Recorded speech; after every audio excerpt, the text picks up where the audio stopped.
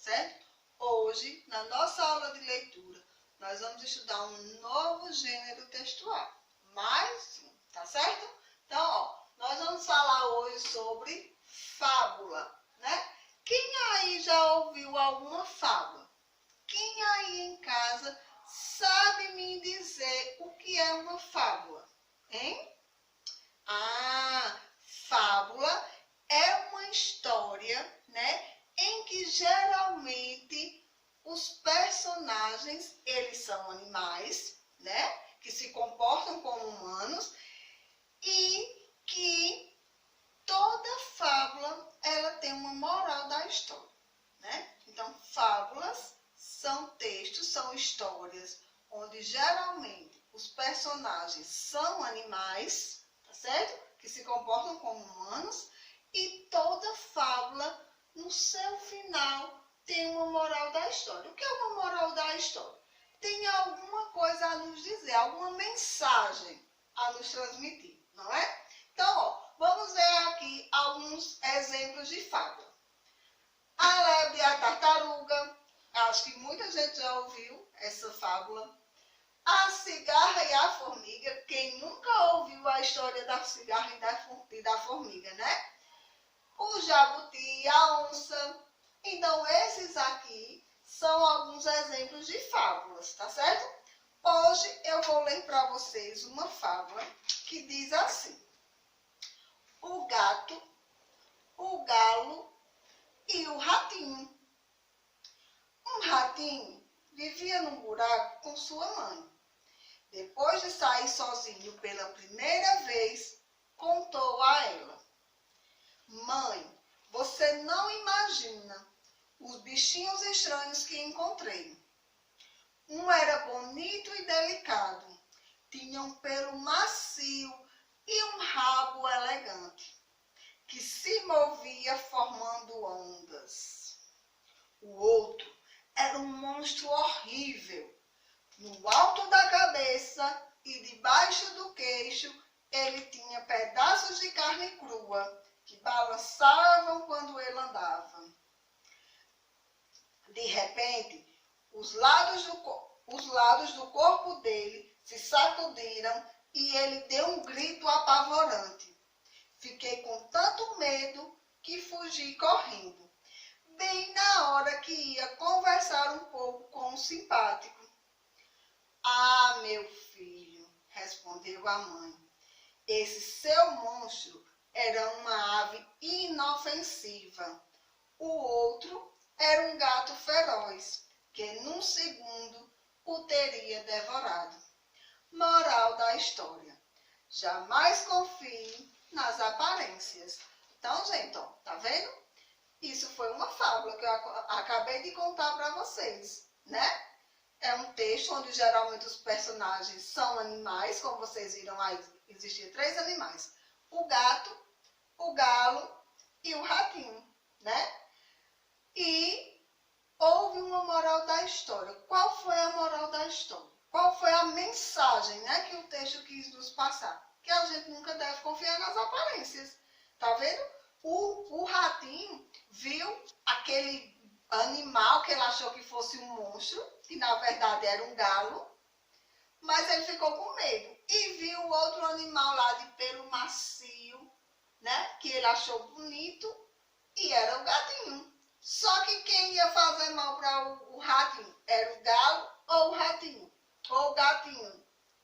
O gatinho, né?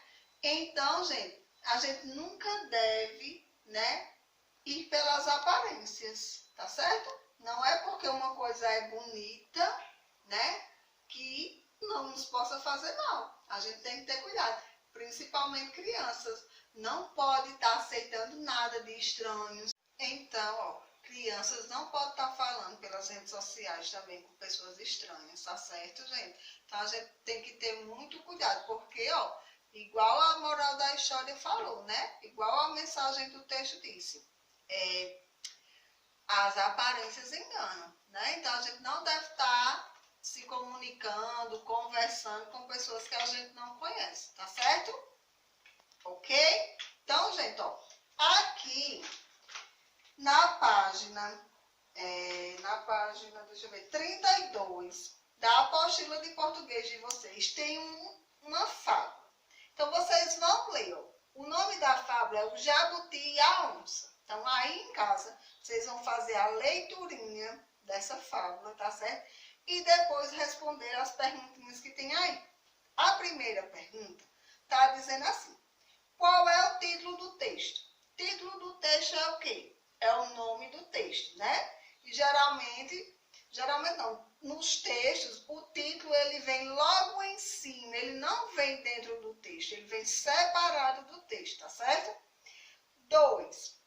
Qual é o nome do autor do texto? Autor do texto é a pessoa que escreveu o texto, então você vai procurar. O nome do autor do texto, ele tanto pode vir no final do texto, tá certo? Quando o texto termina, aí tá o nome do autor escrito, ou então ele pode vir depois do título do texto. Então, você vai olhar aqui no texto qual é o nome do autor. Na página 33, na questão número 3, está dizendo assim: qual é o gênero textual desse texto? Né? Qual é o gênero textual? Ele é o quê? Ele é um poema? Ele é uma fábula? Né? Ele é uma receita? Ele é um bilhete? Ele é o quê? Você vai escrever aqui, tá certo? 4. Quantos parágrafos tem o texto? Ó, gente, parágrafo, tá certo? O parágrafo, ele é identificado no texto pelo afastamento que ele tem da margem do papel. Por exemplo, vamos imaginar que o quadro aqui seja aí a folhinha do caderno de vocês, tá certo? Então, ó, quando a gente vai fazer um texto, tipo uma fábula, tá certo? A gente vai, a margem é isso aqui, ó.